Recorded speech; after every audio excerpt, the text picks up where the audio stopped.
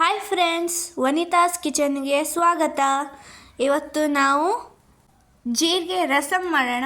ಸಖತ್ತಾಗಿತ್ತು ಮತ್ತು ಇದು easy recipe ಸಹ. ಓಕೆನಾ, ಬನ್ನಿ. ಇದು ಸ್ವಲ್ಪ ಈಸಿ ಮತ್ತು ಫುಲ್ ಟೇಸ್ಟಿಯಾಗಿದೆ. ಓಕೆ, ಹೇಗೆ ಮಾಡೋದು ಅಂತ ನೋಡೋಣ ಬನ್ನಿ.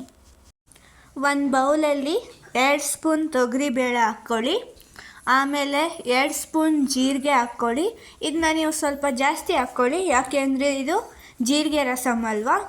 ಓಕೆ, ಆಮೇಲೆ ನಾವು ಇಲ್ಲಿ 5ರಿಂದ 6 ಬ್ಯಾಡಗೆ ಮೆಣಸನ್ನ ತಗೊಳ್ಳಿ.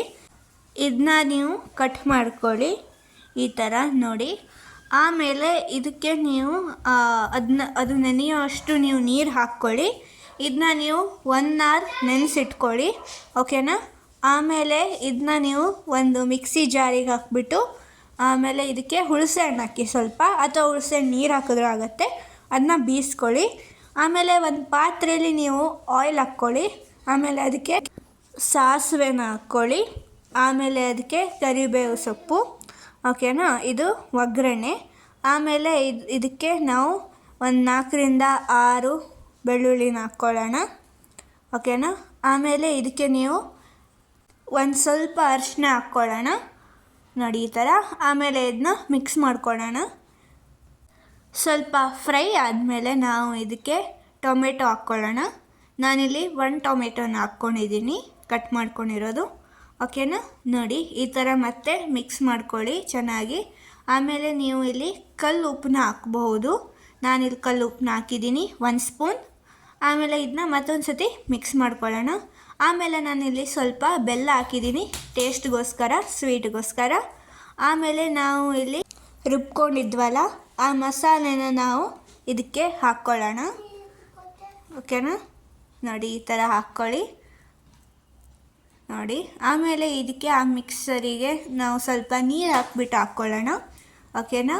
ಆಮೇಲೆ ನೀವು ಇದಕ್ಕೆ ಸ್ವಲ್ಪ ನೀರು ಹಾಕ್ಕೊಳ್ಳಿ ನೋಡಿ ಈ ಥರ. ನಿಮಗೆ ರಸಮ್ ಎಷ್ಟು ತೆಳ್ಳಗೆ ಬೇಕೋ ಅಷ್ಟು ನೀರು ಹಾಕ್ಕೊಳ್ಳಿ. ಆಮೇಲೆ ನೋಡಿ ಈ ಥರ ಆಗೋಯ್ತು. ತುಂಬ ಈಸಿ ಇತ್ತು. ಈಗ ನಾವು ಸ್ವಲ್ಪ ಕುದಿಯೋಕ್ಕೆ ಬಿಡೋಣ ಇದನ್ನ. ಇದ್ರ ಮೇಲೆ ನೀವು ಕೊತ್ತಂಬರಿ ಸೊಪ್ಪನ್ನ ಹಾಕ್ಕೊಳ್ಬಹುದು. ನೋಡಿ ಎಷ್ಟು ಘಮ ಘಮ ಅಂತ ಇದೆ. ತುಂಬ ಚೆನ್ನಾಗಾಗಿತ್ತು. ತುಂಬ ಅಂದರೆ ತುಂಬ ಈಸಿ. ನೀವು ಟ್ರೈ ಮಾಡ್ಬೋದು. ಯಾರು ಫಸ್ಟ್ ಅಡುಗೆ ಮಾಡ್ತಾಯಿದ್ದಾರೋ ಅವರು ಟ್ರೈ ಮಾಡ್ಬೋದು. ತುಂಬ ಈಸಿ ಇದು. ಆಮೇಲೆ ತುಂಬ ಟೇಸ್ಟಿಯಾಗೂ ಇರುತ್ತೆ. ನೋಡಿ ಎಷ್ಟು ಚೆನ್ನಾಗಿ ಕುದೀತಾ ಇದೆ ಅಂತ. ಸಖತ್ತಾಗಿ ಸ್ಮೆಲ್ ಬರ್ತಾಯಿತ್ತು. ಓಕೆನಾ. ಇದು ಈ ಥರ ಫುಲ್ ಕುದಿಯೋಕ್ಕೆ ಬಿಡಿ. ಕುದ್ದಾದಮೇಲೆ ಇದು ರೆಡಿ ಆಗುತ್ತೆ. ಓಕೆನಾ. ಇಷ್ಟ ಆಗಿತ್ತು ಈ ವಿಡಿಯೋದಲ್ಲಿ.